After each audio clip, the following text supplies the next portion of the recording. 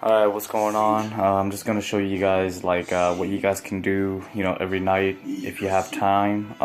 Just kind of understand like your body is usually a lot more tight in certain areas than it is. And for me, I've been feeling like this very weird pain that I have, whenever I squat or deadlift, kind of like on the left side of my leg. And it's kind of weird on how I found out how to hit it, but this is kind of like the best way that I found out how to hit it. So feel free to give it a try if you've been feeling some weird hip pains, kind of like somewhere around the inner quad or like your hip flexors or somewhere. It just feels like something is off, right? And I've been doing this roughly every other night, like in a pretty hardcore session, and it's been helping a lot. So that, along with just a very quick tip on how to not get pain on your elbow when you squat. So if you have any pains on your hips when you squat and deadlift, or any pain on your elbows when you squat and bench, this could possibly help you out. But anyways, so I mean, this is pretty desperate mode, but I have a bench in my room. I take a softball and I put it right here at the edge of the bench, and right here is where I put the softball, and I run it all the way down and kind of like here too. So you can see I'm gonna run it straight down, and then you see that line, that separation on the hammies, right? That's where I hit it. So check it out. I'm gonna run it right here, right? And then I'm gonna push down on it, just like that. And then keep going and push it straight down. Oh, it already feels like super good. So I'm just gonna keep running it straight down here, and then eventually I'm gonna move it a little bit to the inside. And that is the spot.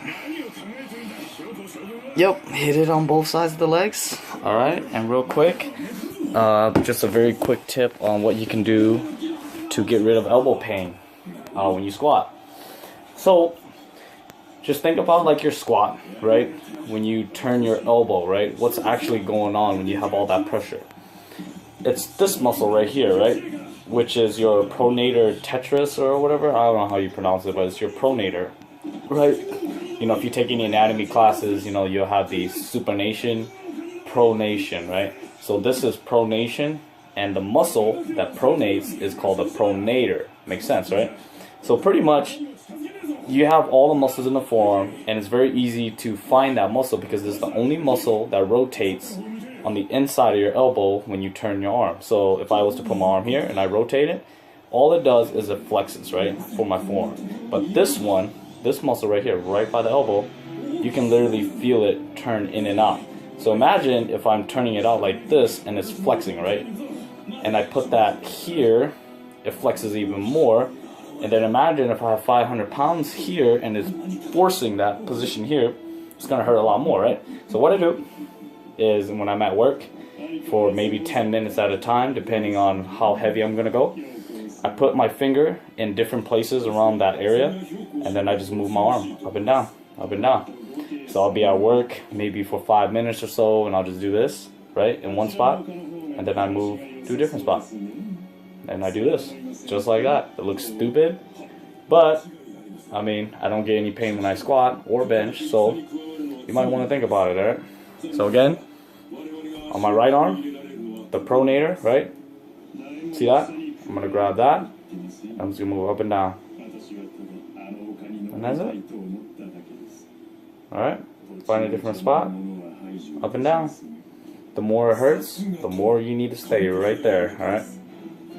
Anyways, these are just, again, some mobility tips that, if you've been feeling like a certain pain on your leg when you squat or do some sumo deadlifts or something like that, definitely foam roll literally from your knee up to where your hip is at, like from the whole 360 spectrum, from the quad to the inner quad to the hamstrings, all the way around to the IT band and outer quad, all the way up into the hip flexors and gluteus medius and maximus and all that fun stuff, and your forearm and your triceps. You know what I mean? You just think about you know, every movement that we do where there's a joint, right, where there's a lot of muscles connecting, such as the shoulder, the elbow, the hip, the knee, the areas around those areas, like all around these areas right here, right here, here, are going to be your most tender spot.